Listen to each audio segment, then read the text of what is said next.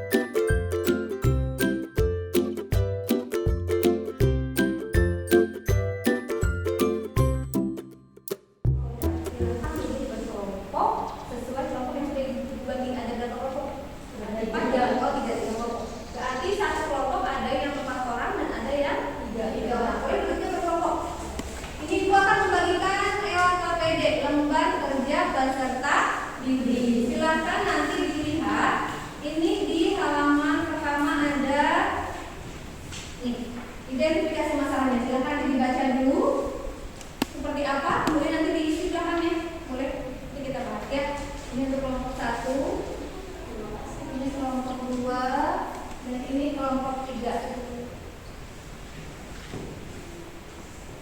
Bisa dibaca dulu petunjuknya. Petunjuk penggunaan LKPD-nya. Ada? Di halaman pertama ada ya? Silakan dibaca dengan seksama isi dari LKPD tersebut, kemudian diskusikan setiap pertanyaan dan permasalahannya, tuliskan jawaban yang ada di LKPD tersebut, kemudian lakukan proyeknya dengan hati-hati ya. Nanti kalian akan menyusun atau merancang sebuah proyek apa? Pembuatan poloid. Nanti setiap kelompok ini akan berbeda-beda. Itu sudah diberi petunjuk di minggu yang lalu ya. Kelompok 1 nanti buat apa, kelompok 2 nanti membuat apa, kelompok 3 membuat apa. Ya, dibuka lagi. Nah, silakan ini ada gambar apa itu? Gambar apa? Cincau. Cincau. Suka cincau? Pernah makan cincau? Pernah. Rasanya seperti apa? Ada teksturnya gimana? Nyal ya.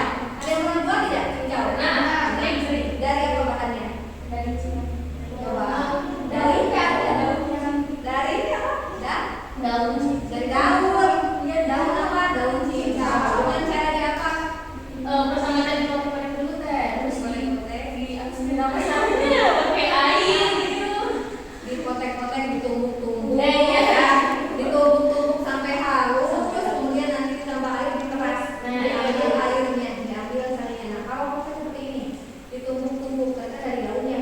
Tadi pembuatan poloid pakai cara apa? Kondensasi atau dispersi? Cincau, pembuatan cincau masuk ke pembuatan poloid yang dispersi. Kelompok 2, kelompok 3? Dispersi.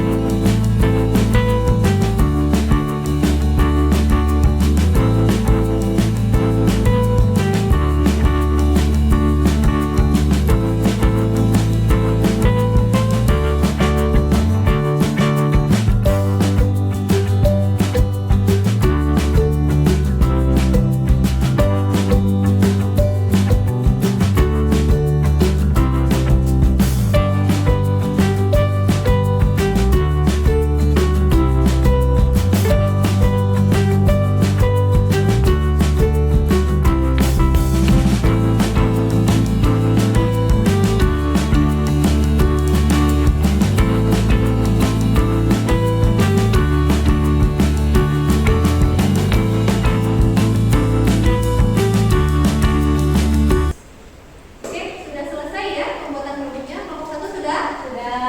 Kelompok 2? Kelompok 3? Kalau sudah, silakan kita akan presentasikan hasil produk yang telah kalian buat ya. Kami dari kelompok 1 akan mempresentasikan hasil dari membuat produk kami, yaitu cara membuat es krim. Tujuan kami membuat es krim yaitu untuk mengetahui cara pembuatan poloid yang berupa es krim. Assalamualaikum warahmatullahi wabarakatuh. Waalaikumsalam warahmatullahi wabarakatuh. Kami dari kelompok 2 akan mempresentasikan hasil praktikum pembuatan poloid yang kami buat. Yang produk yang kami buat yaitu membuat mayones. Tujuan membuat mayones yaitu melakukan pembuatan mayones. 2. Mengetahui bahan dan cara dalam pembuatan mayones. Assalamualaikum warahmatullahi wabarakatuh. Waalaikumsalam warahmatullahi wabarakatuh. Kami akan mempresentasikan hasil kerja kelompok kami membuat hand sanitizer. Laporan praktikum yang kami ambil